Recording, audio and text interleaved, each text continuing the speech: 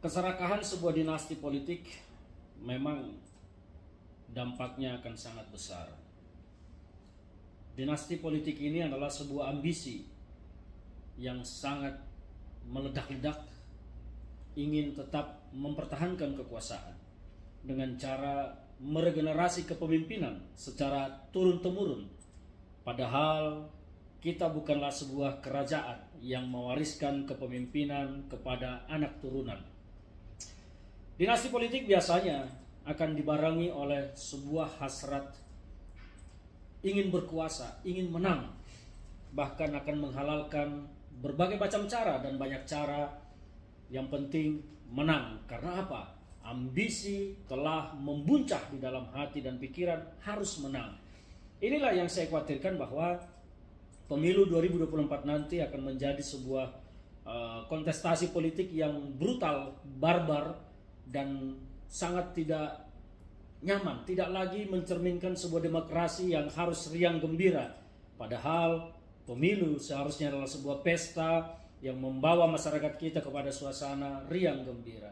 Tetapi ironisnya bahwa saya melihat pemilu 2024 nanti akan menjadi sebuah ajang yang menakutkan, mengerikan, di mana ancaman-ancaman akan terjadi, di mana tengah gesekan di tengah masyarakat akan keras terjadi, dan akan banyak hal-hal negatif yang tentu akan berdampak terhadap ekonomi nasional kita, terhadap kondusivitas bangsa.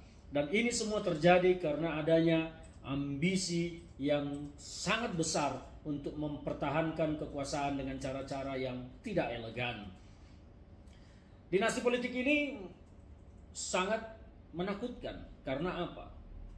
Kenikmatan dalam berkuasa itu akan membawa orang-orang, elit-elit di dalam dinasti politik ini untuk kemudian bergabung, berkolaborasi, merancang sebuah kejahatan-kejahatan lainnya setelah melakukan hal-hal yang jahat dalam hitungan demokrasi dan etika kepatutan berdemokrasi.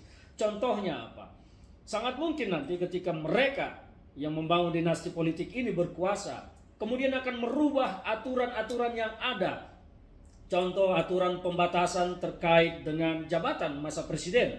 Kita mendengar sendiri bagaimana isu 3 periode waktu itu mencuat. Ini adalah sebuah ambisi juga. Yang saya khawatirkan nanti adalah ambisi yang lebih besar akan muncul, membuat aturan bahwa presiden boleh 7 periode, wakil presiden boleh 7 periode. Misalnya, karena apa? Ya calonnya masih muda, masih umur 30-an, dan kemudian ya masih bisa berkuasa 7-8 periode. Maka aturan bisa diakali dengan semua itu. Nah, disinilah peran serta masyarakat yang sangat kita butuhkan untuk mengawal, menjaga bangsa Indonesia kita yang sesungguhnya. Dan saya pikir bahwa masyarakat kita sekarang cerdas, terutama anak-anak milenial, harus melihat bahwa upaya dinasti politik yang ingin bertahan berkuasa berlama-lama dengan memperpanjang kekuasaan justru akan menutup peluang dan kesempatan bagi generasi muda untuk menjadi pemimpin-pemimpin ke depan, untuk berkuasa ke depan. Dan ini sangat kita khawatirkan. Saya tidak ingin generasi muda kita saat ini peluangnya untuk menjadi pemimpin-pemimpin bangsa ke depan menjadi tertutup.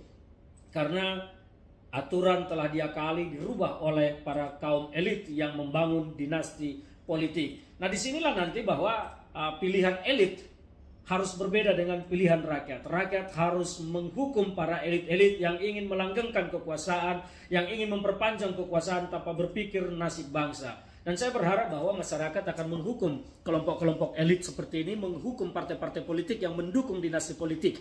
Dinasti politik itu apapun tidak baik. Meskipun ada yang berkata, ya apa salahnya dinasti politik kalau untuk mengabdi kepada rakyat. Mengabdi kepada rakyat itu tidak harus berkuasa, tidak harus mengakali aturan untuk menjadi presiden atau wakil presiden. Kalau mau mengabdi kepada rakyat, coba tolong dong itu menjadi pekerja sosial. Mungkin itu akan menjadi pengabdian yang lebih baik daripada harus mengatakan mengabdikan diri dengan cara menjadi presiden dan wakil presiden. Nah, saya berharap sekali lagi bahwa masyarakat kita yang sudah cerdas, semakin cerdas melihat tipu muslihat, supaya jangan sampai nasib masa depan anak generasi muda kita ke depan ini tertutup menjadi pemimpin-pemimpin yang handal ke depan karena adanya upaya membangun dinasti politik. Kita ingin Indonesia maju, ya maka pilihlah pemimpin-pemimpin yang memang punya kapasitas, punya rekam jejak, dan mampu untuk menjadi pemimpin. Bukan karena anak seseorang, turunan seseorang menjadi pemimpin. Ini akan membawa Indonesia kepada kemunduran. Kalau Anda tidak mau Indonesia mundur, pilihlah pemimpin yang memang punya rekam jejak, matang dalam politik, matang dalam usia, dan matang dalam kepemimpinan.